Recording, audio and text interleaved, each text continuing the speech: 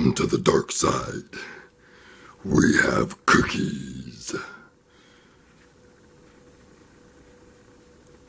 There's a sugar cookie for you. Hey there, YouTubers. This is Gene coming to you with Reloading from the Hot Pot. I did the naughty and I bought a Glock 19. Yeah. You know, it's the most sold gun in the world, the most reliable, the most accurate, the most this and the most that. Ooh. But my dealer had this in, and this is a special edition from our main distribution warehouse had this done. Now, I don't know how many they had. I don't know if they had just 1, 2, 3, 4, 100. I don't know. But they did do it in a Cerakote, battle gray, and stainless slide. And this sat in his showcase for months. Nobody wanted it. It's not a black Glock. It's different. So I was in there the other day, and I was looking at it, and I said, "You still got that thing?" He said, "Yeah, nobody wants it." I said, "Well, let me think about it." He said, "Well, let me do this for you. If you want to buy it, I'll give it to you for X amount out the door."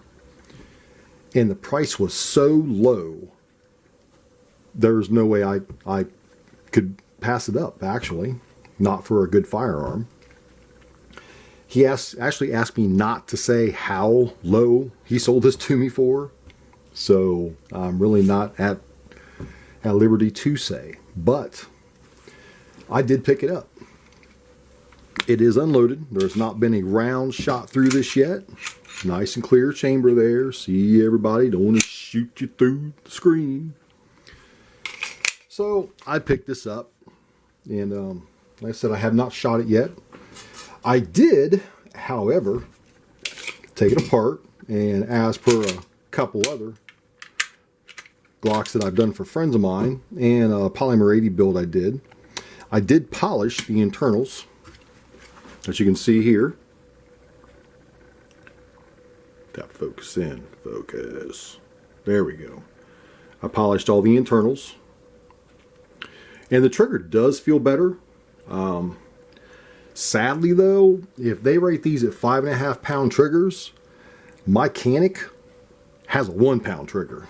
Because that trigger is heavy, it's hard pull. I'm going to replace the trigger itself. I'm going to put a ghost connector rod in it next to see how that works with it. Unlike a lot of the Glocks, this one is actually made in Georgia. Got the little state of Georgia emblem right there. Actually molded into the frame. Which really surprised me. Made in USA? Oh, I thought this was an Austrian company. But it's pretty nice. It's not bad. Besides the heavy trigger pull. Kind of like shooting a revolver. Not that I've shot it yet, but when I pull the trigger, it's like shooting a damn revolver. That back together. That trigger pull is, you know, it did make it a lot smoother of a take-up by doing the internal polish. Still a little spongy. It is a Glock trigger. So we won't go into all the specifications about it because there's so many videos and so much information about this gun. I just wanted to share with you all that, you know, I went to the dark side. So, have to do that. I can't help myself. You know, the dark side does have sugar cookies. They're plain, but you know, once you start eating a sugar cookie, you really can't stop. So I figured, what the hell? I like sugar cookies.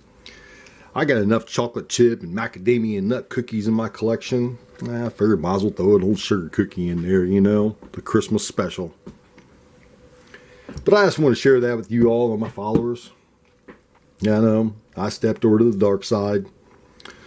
Bought a Glock 19 Gen 4. I don't want a Gen 5. The Glock 19 Gen 5s, with that cutout that's in down here, every time I load a magazine, I pinched my damn finger. And I've looked at them and looked at them and looked at them. I've tried them. I've tried to like them, and I just don't like them. You know, if they were going to do something innovative, you figured they would have done more than just that. You know, being in Gen 4, it did come with 3 magazines, case, back straps. I'm not going to add the back straps to it. It just makes it feel more like a brick. And this way, you know, I'm not. If I put the back strap on when I dry fire it, I'm palming it. You know what I mean? So I'm gonna leave the back straps off of it and just run it like this. I did find a set of Trijicon night sights for it.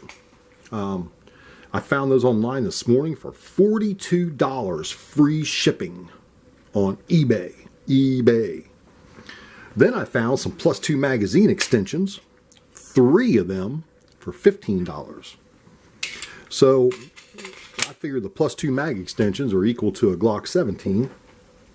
Still got the small frame of the 19, still concealable, and a lot less money.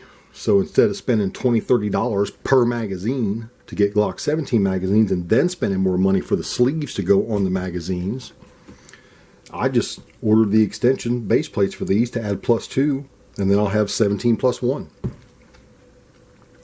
Well, YouTubers, that's all I got to say about that. Hail the dark side. I'm still a rebel at heart. Hey, what do we say?